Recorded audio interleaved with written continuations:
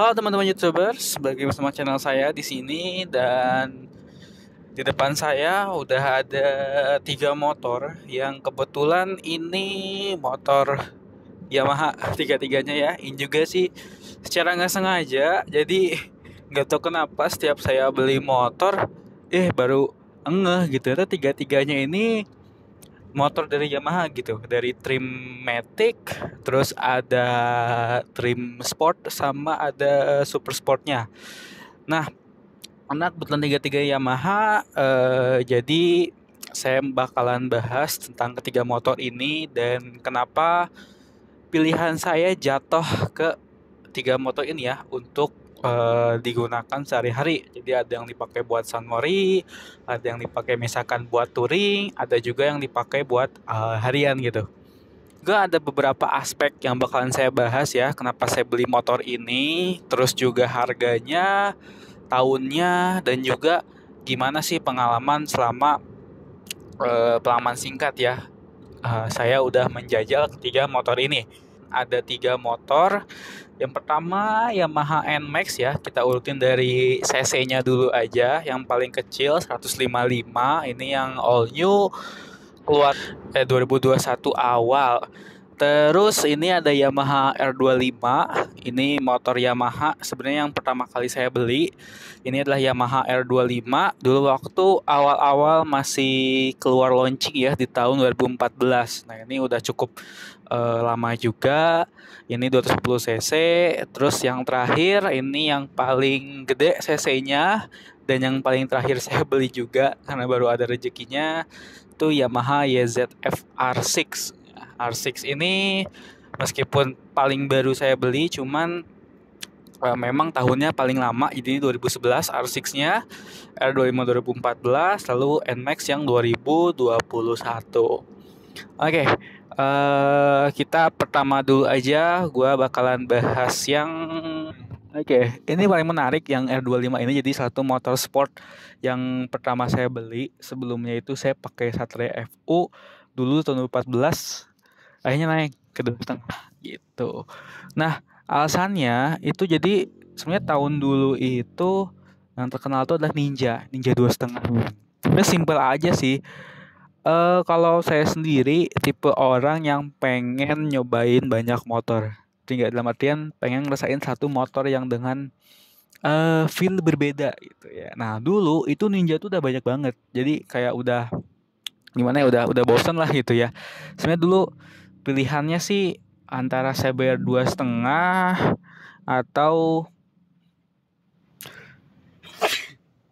atau Suzuki Inazuma tuh yang 2 silinder tuh kan, ingat kan?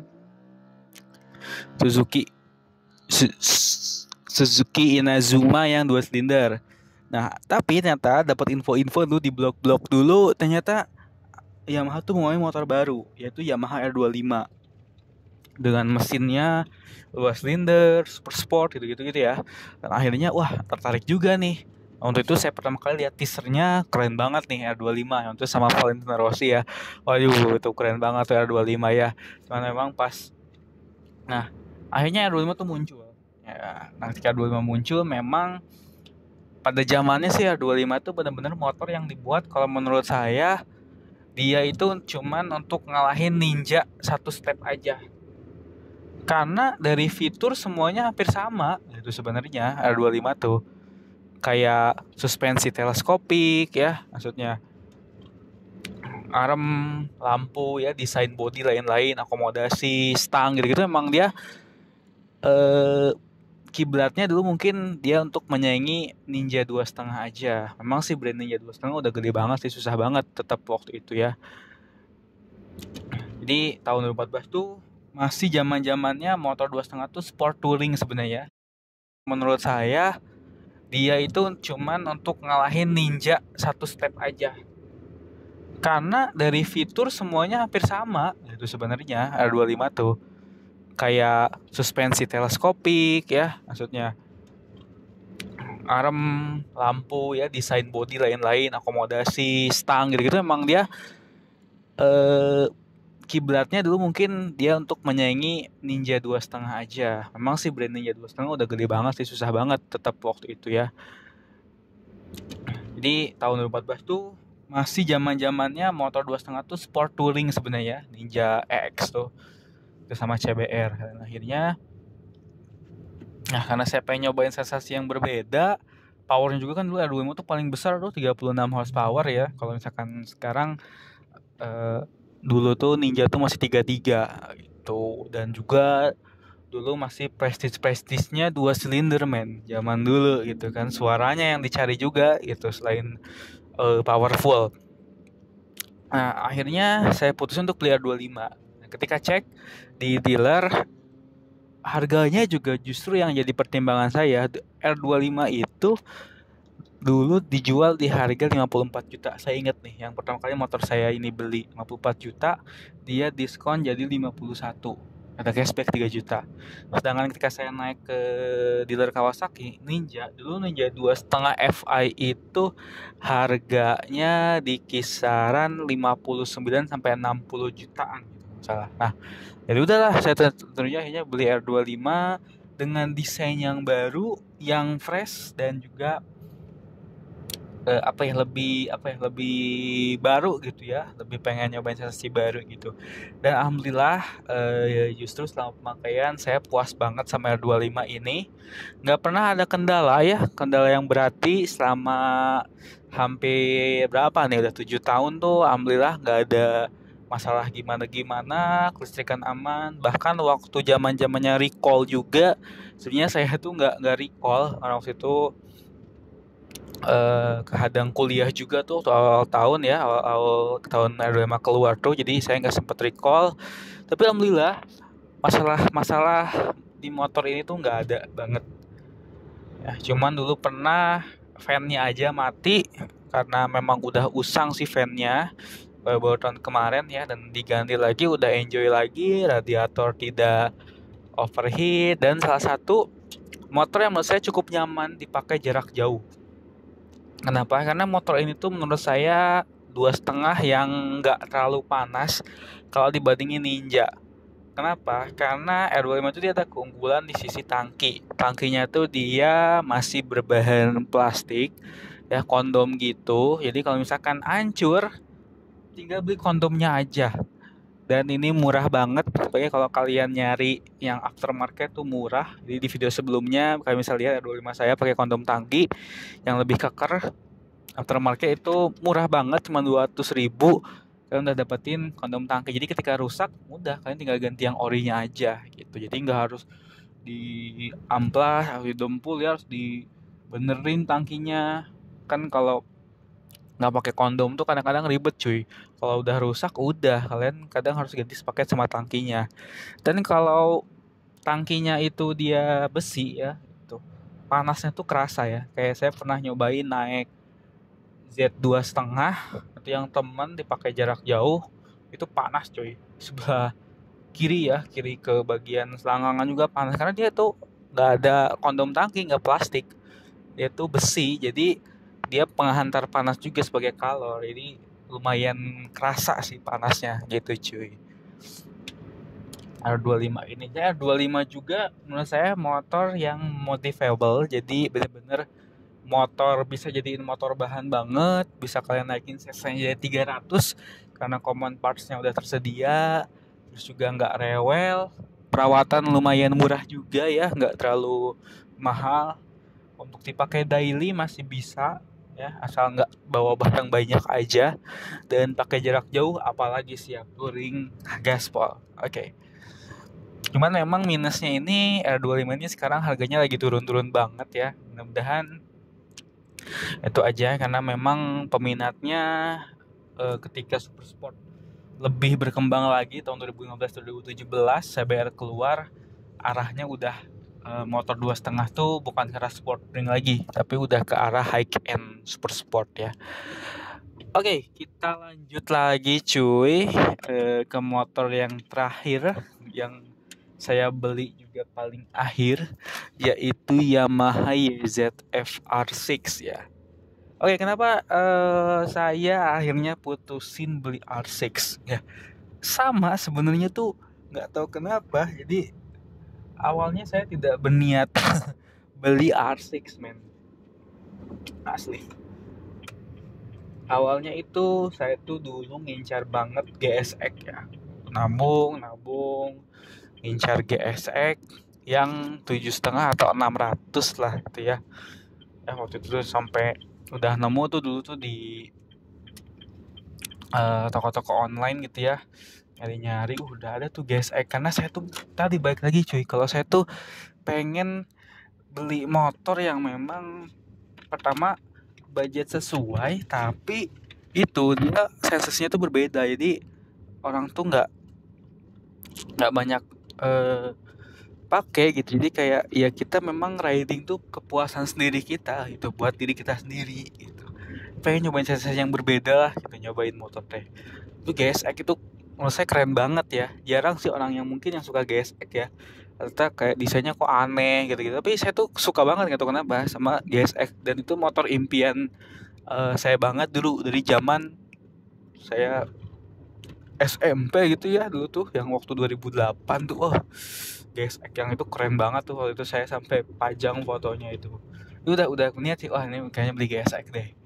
Tapi memang bukan rezekinya, GSX-nya ternyata udah sold out. Dan akhirnya saya bingung-bingung juga cari motor. Dan saya juga kasih tips sekalian ya. Jadi di segmen ini tuh menurut saya segmen yang rawan. Kenapa?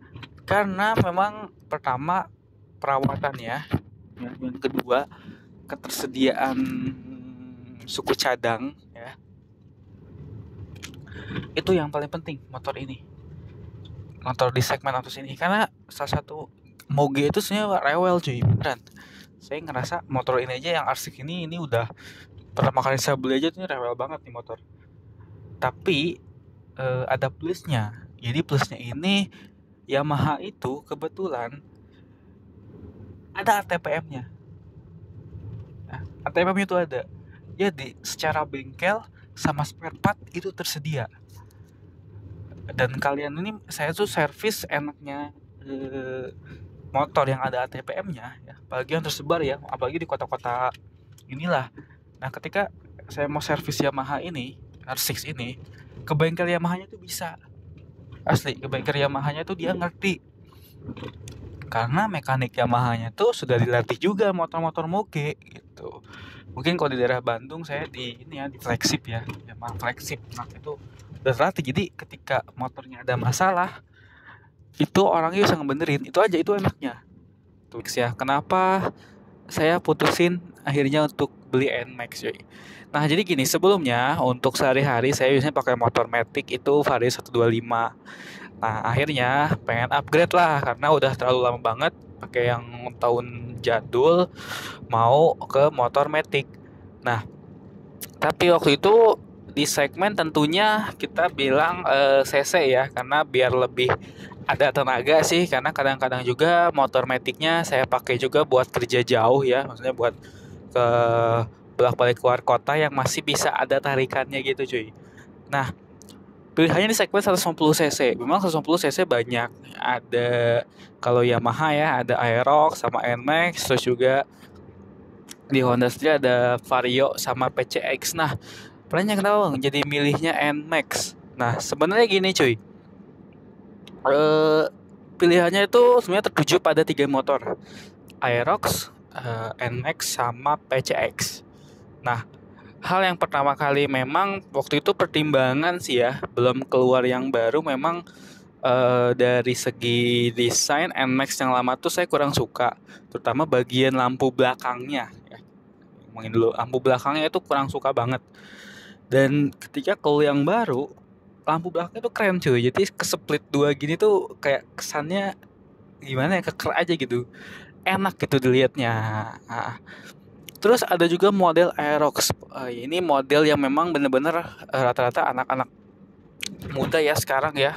Motornya cukup sporty banget, matic tapi sporty gitu ya. Dari segala sisi emang enak dipandang dan juga powernya juga oke lah, 155 cc. Dan terakhir tentunya ada Honda PCX. Nah, motor yang pertama kali saya eliminasi itu adalah PCX dulu. Nggak tahu kenapa, ini sesuai selera aja sih ya. Jadi saya nggak dikasih suka sama PCX karena Minusnya sebenarnya gini cuy.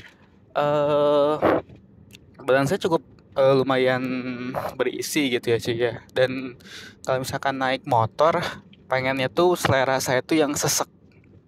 Dalam artian dari segala proporsi ya, depan, samping, belakang.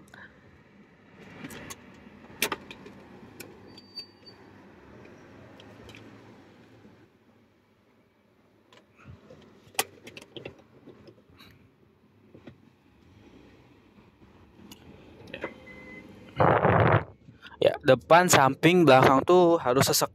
Nah, sebenarnya kalau PCX sama NMAX ya, kita head to head aja karena memang dia motor yang setipe yang ada selonjoran kakinya. Itu depan PCX tuh bagus yang sekarang. Itu keren banget sumpah. Cuman nggak tahu kenapa saya tuh nggak dikasih suka sama bagian belakangnya. Ketika bagian depan PCX tuh dia udah gagah, gede, lebar, tapi justru bagian belakangnya bagian belakangnya tuh kayak aduh gimana ya saya ngejelasinnya ya, kayak kecil aja, kayak kaki-kakinya tuh ngeliatin ini tuh vario banget gitu. Nah makanya di situ jadi pertimbangan juga. Dan di sisi lain juga saya sih lihat harga juga ya, harga PCX kan lumayan ya sampai 30, dia head to headnya sama yang NMAX connected ya yang paling tinggi. Nah lalu yang kedua itu ada Aerox ya. Aerox memang motornya keren, sesek gitu, gede, itu pasti sebenarnya. Cuman memang karena Yamaha NMAX ini selain dipakai sama saya, dipakai sama orang tua juga. Jadi tentunya saya harus ngikutin yang orang tua pengen juga. Nah, akhirnya orang tua juga pengennya NMAX karena kan kalau NMAX ya dia muda bisa pakai, tua juga bisa pakai kan ya, maksudnya yang buat nyari nyaman juga gitu katanya. Akhirnya saya tulis milih NMAX. Tapi overall untuk performance dari NMAX ini nggak ngecewain banget sih ya. Motornya nyaman banget, masih keren dilihat, dan bagian kaki-kakinya itu loh nih. Jadi ini ada box kayak box filter udara tuh di sini, engine-nya dan kaki-kakinya tuh kayak sesek, keren gitu. Jadi lihat dari belakang bentuknya gambot dan emang sesuai sama selera saya gitu. Nah akhirnya saya putusin beli NMAX, dan kebetulan ini yang versi paling bawah, jadi dia nggak pakai keyless, yang pakai kunci aja. Dan ini saya beli di harga 27 ya, jadi 29, dapat cashback 2 juta, itu lumayan karena di akhir tahun. Intinya dapat 27 juta, dan ini salah satu motor yang memang worth it banget sih menurut saya. Bisa dipakai harian oke, pakai jarak jauh juga oke. Juga harganya cukup terjangkau ya menurut saya ya, di harga dulu masih 27 jutaan gitu ya. Dan dibanding versi yang lama, dibanding versi yang ini sih, karena saya lebih suka model lampu belakangnya NMAX yang lebih keren. Terus yang saya suka juga ini akomodasinya banyak banget ya, banyak banget bag. Kalau NMAX tuh kiri kanan, bagasi juga lumayan gede. Jadi bawa barang-barang kemana ini udah cocok. Minusnya dari NMAX ini dia nggak ada gantelan. Jadi kalau misalkan yang belanja itu harus dimasukin ke bagasi. Jadi nggak bisa digantel ya. Kalau Vario gitu kan ada. Sebenarnya bisa aja. Jadi kalian kalau mau beli gantelan harus nambah lagi ya. Dan kalau dimodif NMAX dimodif ya, itu bisa keren banget. Salah satunya mungkin tambahan rem ya, apa sih, handle rem, terus mungkin master remnya juga bisa diganti. Itu mungkin menambah kekerenan dari motor ini, atau pelaknya dicat ya gitu. Oke, kita lanjut dari NMAX 155 cc.